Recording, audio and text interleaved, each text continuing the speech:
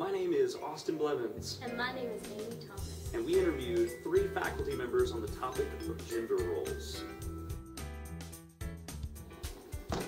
What are the understood gender roles in your family, and how does that differ from the family you grew up in?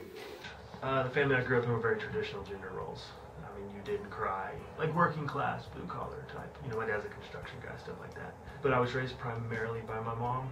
Like, I spent a lot more time with her, so I think that that and then I guess training and just who I am. The gender roles in my family are way different. I do the cooking, you know. My son, when he was little, he wanted a doll. Got him a doll. Stuff like that. He's not allowed. We don't say things like sissy and stuff like that because you know those have implications about gender. So very different. Very different. Understood gender roles in my family are actually very different from the family I grew up in. My husband is traditional. Men are to be providers and protectors and the head of the family. The family I grew up in was one where my father was absent most of the time, and my mother was very busy about making sure everybody was where they needed to be and did what they needed to do, and Dad made the money.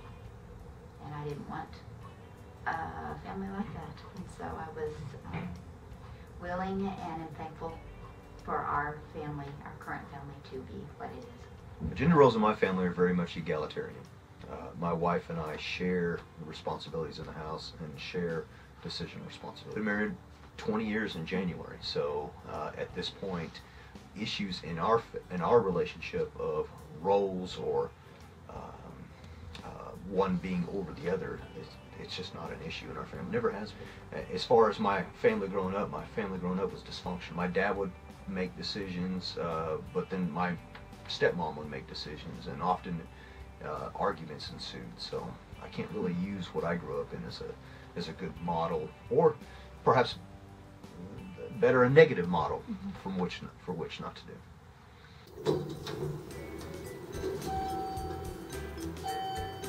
Does the Bible promote gender roles? And if so, what verses teach us about those gender roles?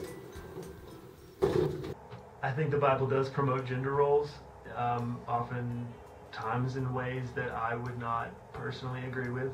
They are promoting gender roles, there's no doubt about it. And I think that they were consistent with the cultural norms of the time. I think that the Bible does promote gender roles. I don't think it is as defined as parts of our society have made it, nor do I think it's as loose as other parts of our society have made it. But I do think that we are clearly told that Christ is the head of the church, and the husband is the head of the family, and the wife submits. As you know, Amy, this is a hot button topic, particularly for the particular tribe we're a part of. What I think, though, we've gotten away from is Paul's master theology that's presented in Galatians 3:28. So Paul has a master theology that he's operating from. It's presented in Galatians, and Galatians is about freedom.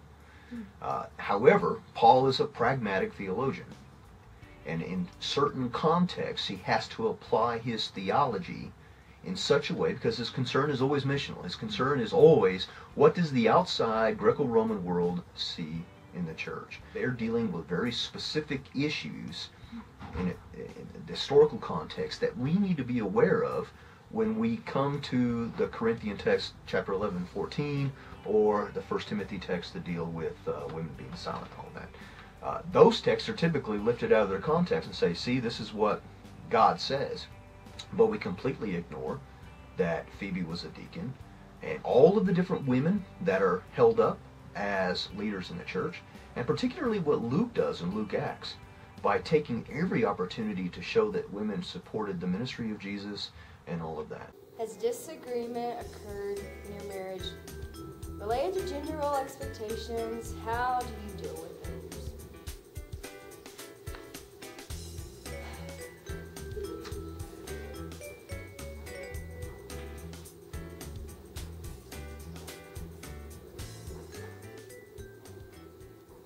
We don't really have much trouble with that. I think, well, yeah, if there ever was, it was that she was more engaged with gender roles than I was and stuff like that. But after a time, it just kind of sorted itself out. I think the disagreements we had were positive in that, you know, by me refusing to adhere to gender roles or expect her to do the same, it kind of, that helped. More than any other reason, it's because I have 3 very strong and capable daughters, and they would very much like there to not be the definition that our family has given to males versus females. My son is just fine with the gender definition we've given to males, but the children have grown up saying, Mom's got all kinds of things to offer. Why is Dad the final authority? But the arguments have been that the girls did not see where there was value in this. And the girls didn't see gender roles in the church and gender roles in business and gender roles in society in general having to be really any different between males and females. And I don't believe that.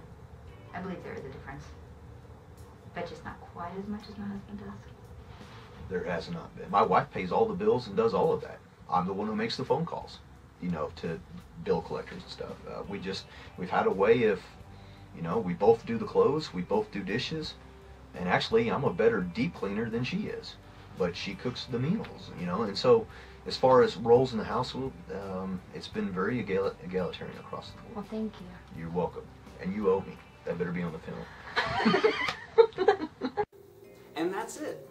And we would like to thank everyone for participating in our interviews. And of course, we weren't able to show all the footage. But you can watch the full interviews down here. But otherwise, thank you for watching, and we'll see you next time.